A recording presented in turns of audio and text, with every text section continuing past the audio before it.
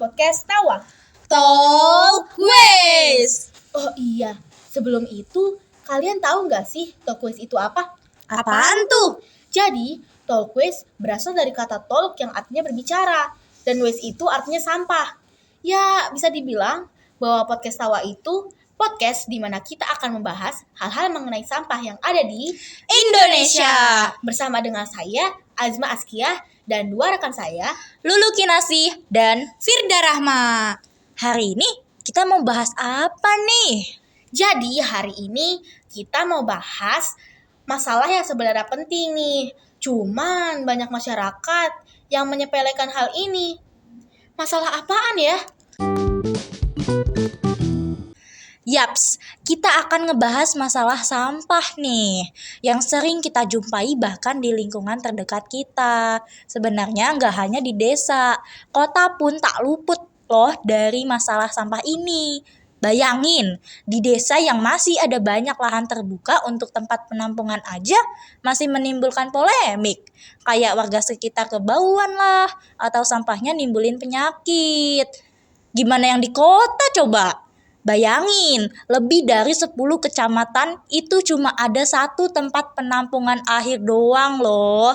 Ya, walau kita tahu kita tidak bisa menghindari secara total aktivitas yang menghasilkan sampah.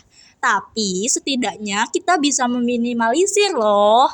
Nah, makanya kita tertarik nih buat bahas hal ini. Tahu nggak sih, Indonesia merupakan penghasil sampah plastik terbesar kedua di dunia setelah Cina loh. Itu berdasarkan penelitian dari UC Davis dan Universitas Hasanuddin yang dilakukan di Pasar Pautere Makassar, menunjukkan 23% sampel ikan yang diambil memiliki kandungan plastik di perutnya. Hal ini tentu saja membuat keadaan Indonesia menjadi darurat sampah plastik kan? Nah, sementara info lain yang dikutip dari cnnindonesia.com, Kementerian Lingkungan Hidup dan Kehutanan yang biasa dikenal sebagai KLHK menyebut total sampah di Indonesia pada tahun 2021 mencapai 68,5 juta ton loh. Ih, banyak banget. Iya kan? Pantas aja Indonesia bisa jadi negara penghasil sampah plastik terbesar kedua di dunia. Gimana?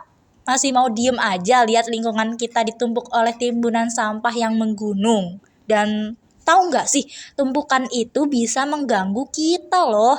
Itu tuh bisa menimbulkan penyakit, ngerusak pemandangan, sama bikin polusi buat indera kita loh. Dan juga bisa nimbulin bau. Makanya pada episode pertama kita akan membahas Generasi bangsa punya peran melawan sampah. Ih, topiknya menarik banget kan? Banget dong. Makanya kalian dengerin sampai akhir. Iya, makanya kalian harus mendengarkan episode kali ini sampai selesai. Zaman sekarang kan masih banyak banget nih masyarakat yang menyepelekan sampah.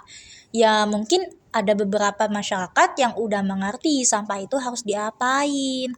Tapi masih ada juga masyarakat yang masih minim pengetahuannya bahwa sampah itu adalah masalah yang tidak bisa disepelekan. Oleh karena itu, menurut kalian cara yang paling efektif untuk memberi mereka edukasi itu kayak gimana? Kalau menurut gua sih, karena kita sudah masuk di era teknologi, kita bisa menggunakan media-media melalui smartphone dan lain-lain. Ya dengan cara seperti membuat kampanye dan lain sebagainya. Gue kurang setuju sih ya sama pendapat lu, Firda. Kalau menurut gue ya, emang teknologi itu sangat berpengaruh. Tapi kan masih banyak juga masyarakat di kalangan bawah yang gak punya smartphone, apalagi medsos. Makanya menurut gue cara yang paling efektif ya memberitahu mereka secara face to face, atau bisa disebut juga secara langsung lah. Ya, gue juga setuju sih sama kalian berdua. Tapi kalau menurut gue sendiri, cara yang paling efektif buat edukasi orang tentang sampah itu ya buat poster, terus ditempel di beberapa titik strategis yang mudah dilalui oleh orang. Jadi orang saat lewat bisa baca poster yang kita buat lalu menjadi ingat betapa bahayanya sampah. Sebenarnya pendapat gue juga sama kayak Azma, hampir sama. Oh iya, tadi kan kita udah ngasih tahu cara untuk mengedukasi yang suka menyepelekan sampah nih. Jangan-jangan di antara kita ada yang nggak tahu lagi definisi dari sampah itu apa. Tahu lah, masa sih? Enggak, ih. Kalau menurut gua ya, sampah itu ya sisa kegiatan sehari-hari manusia lah. Kalau menurut lu, Fir? Kalau menurut gua sih, sampah itu barang yang dihasilkan dari kegiatan manusia yang sudah nggak kepake. Kalau menurut lu, apa lu? Kalau menurut gua, sampah itu adalah suatu bahan yang dibuang karena sudah nggak kepake. Oh gitu. Oh ya guys, kita sebagai anak zaman sekarang gitu kan, sering banget nih pergi jalan-jalan. Bener apa bener? Bener. Iya, kayak nongkrong-nongkrong, nongki-nongki ke mall, ke kafe, terus main-main ke tempat rekreasi. Pokoknya ke tempat-tempat yang hits deh. Di situ kan kayak pasti kalian pernah lihat dong tong sampah yang warna-warni. Iya. Nah, maksud dibuat warna-warni itu apa sih? Ya, di situ kan ada warna hijau, kuning, sama merah, ya kan? Tahu gua, warna hijau itu untuk sampah organik. Kalau warna kuning untuk sampah anorganik. Nah, terus kalau warna merah untuk sampah B3. Terus kalau tujuannya itu apa? Ya tujuannya untuk memilah sampah sesuai jenisnya lah, supaya mudah diolah. Oh iya, terus cara bedain sampah organik, anorganik, dan B3 itu gimana sih? Sampah organik itu biasanya sampah yang mudah terurai, kayak sisa makanan. Kalau sampah anorganik itu adalah sampah yang sulit terurai, contohnya kayak plastik. Kalau sampah B3, gue nggak tahu. Setahu gua sih ya, sampah organik itu sampah yang berasal dari hewan dan tumbuhan. Ya kayak daun dan ranting gitulah. Terus kalau sampah anorganik itu sampah yang berasal dari benda yang gak hidup. Contohnya kayak kaleng. Dan sampah B3 itu adalah sampah yang mengandung bahan beracun yang bisa menyebabkan penyakit bahkan kematian loh. Ya contoh dari B3 itu pasti kalian gak duga-duga nih. Iya, kayak apa tuh? Apaan sih itu? Ya kayak baterai. Gak nyangka kan kalian baterai, deterjen, sisa-sisa obat bisa menimbulkan penyakit bahkan kematian loh. Ih, serem.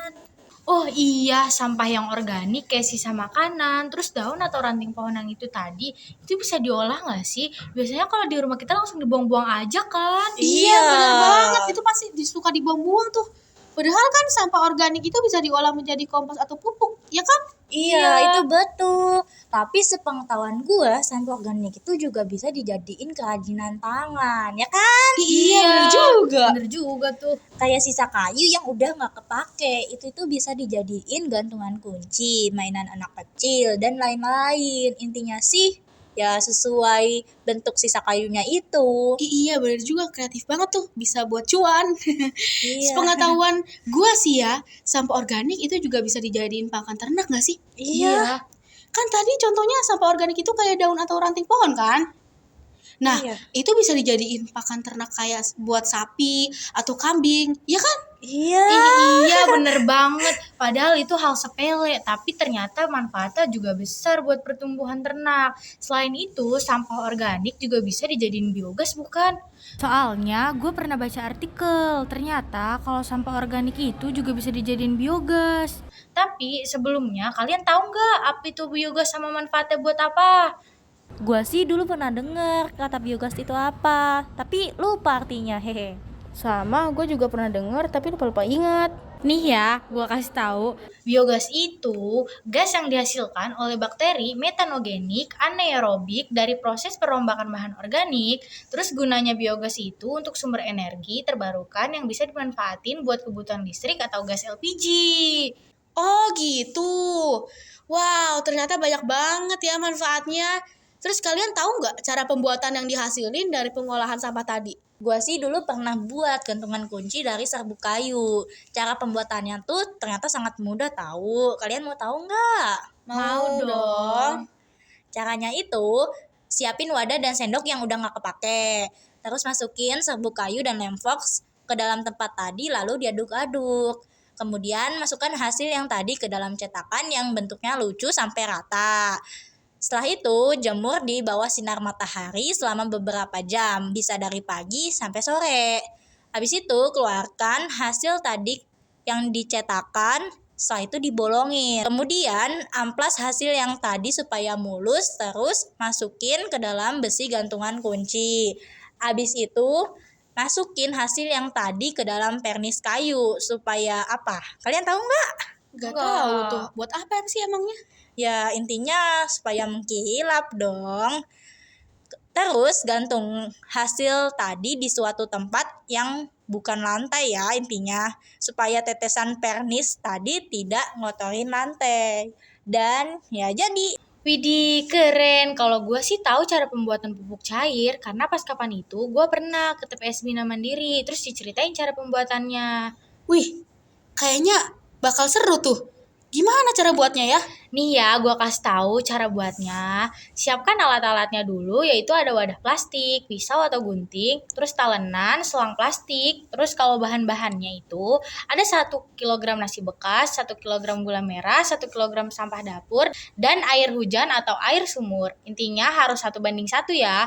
Maksudnya itu kalau 1 kg ya 1 kg semua. Ya kalau 2 kg ya berarti 2 kg semua. Terus potong kecil-kecil sampah dapur yang tersedia. Nah, abis itu masukin potongan tadi ke dalam wadah plastik. Setelah itu masukkan gula merah yang telah disisir. Kemudian masukin nasi basi yang telah berjamur. Ingat ya, jangan nasi yang di rumah. Itu buat makan. Nanti kalian bisa langsung dimarahin sama mama kalian. Oke? Iya dong. Masa pakai nasi yang di rumah? Terus masukin juga air hujan atau air sumur ke dalam wadah plastik tadi. Setelah itu masukin selang plastik kecil ke dalam wadah plastik yang udah dibolongin ke dalam botol plastik yang udah diisi air yang dilubangi tutupnya. Kemudian fermentasiin selama 3 atau 4 hari ya. Gak usah lama-lama, oke? Terus buka tutup setiap pagi selama 5 menit untuk buang gas yang udah berbentuk supaya nggak meledak. Iyalah, kalau meledak nanti repot. Siapa yang mau beresin? Nanti kan dikira bunyi bom kayak Nah ya, udah jadi deh pupuk cairnya. Oh, jadi gitu cara buatnya. Seru banget ya. Terus keren juga. Iya Terus dong. banyak banget juga mas manfaatnya. iya. Ya gitu sih katanya kemarin. Terus kalau lu bisa nggak buat biogas? Buat biogas itu susah nggak sih? Kan katanya biogas itu buat sumber energi terbarukan ya? Ya susah-susah gampang sih buatnya. Gua sih taunya cara buat biogas rumah tangga dari internet. Ya walaupun gak dilakuin. Oh iya, kalian tahu nggak sebenarnya ada nggak sih dampak dari pengolahan sampah organik buat lingkungan? Menurut gua sih ada ya. Soalnya kan terkadang ada orang lain yang kalau abis nyapu daun, dia langsung bakar daunnya kan. Iya, padahal kan itu nggak boleh. Iya, itu kan bisa menyebabkan polusi udara. Dan juga menyebabkan terganggunya kesehatan pernapasan. Parah banget ya sih? Iya. Nah, itu tuh nggak boleh dilakuin ya, Tawazen. Iya, bener banget. Karena daun yang terbakar melepaskan zat pengiritasi ke udara yang dapat menyebabkan masalah pernafasan dan kesehatan lainnya loh. Oh gitu ya. Iya. Selain itu membakar daun di area terbuka juga hasilin materi partikulat dan hidrokarbon yang mengandung sejumlah senyawa racun, iritan, dan karsinogenik penyebab kanker, bukan sih? Iya, bener banget. Bahaya banget ya ternyata. Padahal itu kan hal sepele, tapi dampaknya ternyata gede banget. Iya, serem. Itu kan tadi pembahasan tentang sampah organik ya. Nah, terus sekarang kita kan lagi dihadapin masalah yang jauh lebih bahaya. Kalian tahu nggak sih masalah apa? Enggak, emang apa? Ya, itu masalah sampah anorganik. Mungkin kita udah denger ya berita tentang matinya ikan paus yang di dalamnya itu penuh sama sampah plastik. Ya kan? Iya, gue tahu kok berita itu. Oh, yang berita itu yang terjadi di Sulawesi Tenggara itu ya? Iya bener. Anehnya nih ya, paus masa makan plastik? Jadi kalian tahu nggak apa dampak sampah plastik di lingkungan baik darat maupun laut? Nih, dampak di darat itu bisa mencemari tanah, air, bahkan udara, terus bisa menghalangi resapan air, sehingga itu yang menyebabkan banjir. Selain itu, masih banyak lagi dampak sampah plastik di darat. Gitu. Kalau dampak di laut itu bisa merusak keseimbangan nutrien di laut, membahayakan keselamatan hewan bawah laut, merusak terumbu karang, dan lain sebagainya. Intinya dampaknya itu juga banyak banget. Ih, ternyata parah banget ya. banyak Astagfirullah, banget. banyak banget dampaknya. Oh iya, terus sekarang kalian tahu nggak nih bagaimana cara menanggulangi atau mengurangi sampah plastik yang banyak tadi? Menurut gua, kita kan sering banget belanja di pasar atau di mall. Terkadang tas belanjanya buat diangkut itu dikasih kantong plastik, ya kan? Iya, bener tuh. Nah, mulai dari situ kita harus bawa kantong belanja sendiri. Bisa tote bag, paper bag, tas belanja lipat, atau yang lain. Mungkin dari situ akan bisa mengurangi jumlah sampah plastik yang banyak tadi. Iya, itu bisa sih. Terus kalian juga pasti sering kan jajan makanan atau minuman? Iya. Sering banget. Apalagi di sekolah. Nah, untuk membawa hasil jajanan itu pasti kalian dikasih kantong plastik kan? Iya. Nah, coba mulai dari situ kalian harus bisa membiasakan diri untuk memasak sendiri di rumah supaya kita tidak sering berjajan dan bisa mengurangi penggunaan sampah plastik setiap hari. Pastinya kalau kita bisa masak sendiri pasti bakal lebih higienis. Terus sehat kan? Iya, bener banget. Selain membiasakan masak sendiri di rumah, bisa dilakuin dengan cara bawa tempat makan sama minum sendiri nggak sih? Itu Iya. juga bisa kan buat ngurangin sampah plastik sehari-hari. Iya, bener banget. Kita jadi bisa hemat duit juga. Iya, betul. Iya, benar itu juga bisa. Wow, jadi banyak juga ya cara yang bisa kita lakuin buat ngurangi sampah plastik. Sebenarnya siapa aja sih yang bisa berperan buat mengurangi pemakaian sampah plastik? Ya semua orang dong. Iyalah, semua orang. Semua orang tuh benar-benar bisa banget untuk ikut berperan mengurangi pemakaian sampah plastik.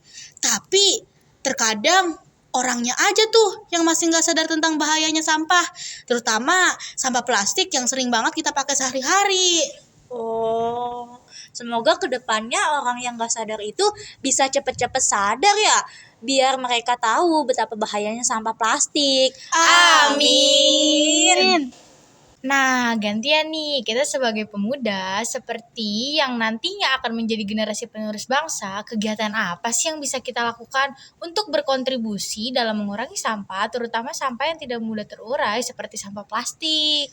Setiap kita belanja, mending kantong belanjanya menggunakan tote bag atau paper bag atau yang lain. Yang penting jangan terbuat dari plastik. Iya, selain itu, setiap jajan kita juga bisa membawa tempat makan atau tempat minum buat mengurangi plastik. Iya, bener banget. Yang tadi disebutin itu udah bener, paling simple kan? Yang Iya. pastinya kita bisa lakuin buat mengurangi sampah plastik. Iya, itu betul banget. Oh iya, terus kalian bisa buat produk daur ulang dari sampah plastik gak sih? Gua sih bisa, soalnya dulu gua pernah buat bunga dahlia dari kantong plastik. Kalau dulu gue juga pernah buat karpet dari bungkus kopi Nescafe. Ih, kok pada keren-keren banget sih?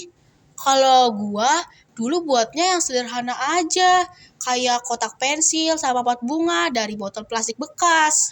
Ih, keren-keren semua itu. Terus gimana hasil produk dari penjualan yang kalian sebutin tadi? Itu sih nggak gua jual ya, soalnya itu buat nilai tugas praktek. Sama, itu pun nggak gua jual, karena itu cuma buat tugas praktek. Oh, sama. Gue juga gak dijual. Katanya sih itu disuruh buat jadi alas karpet diri sendiri pas pengajian. Tapi ya tetap gak jadi dipakai. Ih, sayang banget tuh, aturan mah dipakai Iya. aja. Oh iya, pas awal tadi kita kan ngebahas nih kalau jenis sampah itu ada 3 kan. Salah satunya ada sampah B3. Nah, terus gue lupa nih sampah B3 itu apa sih? Nih ya, B3 itu singkatan dari bahan beracun dan berbahaya. Jadi sampah B3 adalah sampah yang mengandung bahan beracun yang menyebabkan penyakit maupun kematian. Oh, terus sampah apa aja sih yang termasuk sampah B3? Aduh, tadi kan udah gua kasih tahu kalau sampah B3 itu contohnya itu ada baterai, deterjen, sisa-sisa obat. Pokoknya sampah itu bisa menyebabkan penyakit gitulah, kayak suntikan bekas yang udah dipakai itu juga bisa loh menyebabkan penyakit. Oh iya inget. Bentar. B3 itu kan tadi singkatannya bahan beracun dan berbahaya kan? Nah, berarti juga membawa dampak buruk dong bagi lingkungan sama kesehatan. Kalian tahu nggak dampaknya apa? Iya, sampah B3 itu bisa membawa dampak buruk bagi lingkungan dan kesehatan. Dampak sampah B3 bagi lingkungan itu salah satunya dapat menyebabkan penurunan kualitas tanah, terus bisa juga menyusahkan dalam melakukan budidaya tanaman di lahan yang sudah terkena sampah B3 itu sendiri. Selain itu juga bisa mendatangkan berbagai penyakit nih bagi semua makhluk hidup di lahan yang sudah terkena sampah B3 itu. Ih serem. Terus kalau dampak sampah B3 bagi kesehatan itu bisa nyebabin kerusakan susunan syaraf, kerusakan sistem pencernaan, terus juga bisa kerusakan sistem pernafasan loh. Ih, serem ya. Selain itu juga bisa menyebabkan penyakit kulit bahkan kematian nggak sih?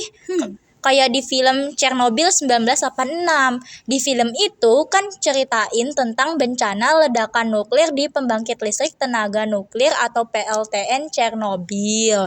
Di situ ditayangin dampaknya tentang nuklir kan. Nah, dampaknya itu bisa menyebabkan luka bakar pada kulit, menghancurkan sel-sel tubuh, menimbulkan sel kanker, kerusakan jaringan kulit, hingga bisa menyebabkan kematian tahu. Ih, parah banget itu pasti serem banget ya. Aduh. Terus kalian tahu nggak cara mengatasi sampah B3 yang sangat berbahaya itu? Kita bisa melakukan hal sederhana. Contohnya kayak mengumpulkan sampah B3 di tempat tersendiri, kemudian membawanya ke TPS B3. Kalian tahu nggak TPS B3 itu apa? Apa tuh? TPS B3 itu adalah tempat tersendiri khusus untuk sampah B3. Oh gitu. Selain itu, kita juga bisa tahu bekerja sama langsung dengan orang yang memiliki program pengolahan sampah B3 kan? Iya. Nah, terus sampah yang kita kasih juga akan langsung diproses oleh orang yang ahli di bidang pengolahan sampah B3. Iya, bener banget ya kalian. Oh iya, terus kalian tahu nggak cara pengolahan sampah B3 di sana tuh kayak gimana sih?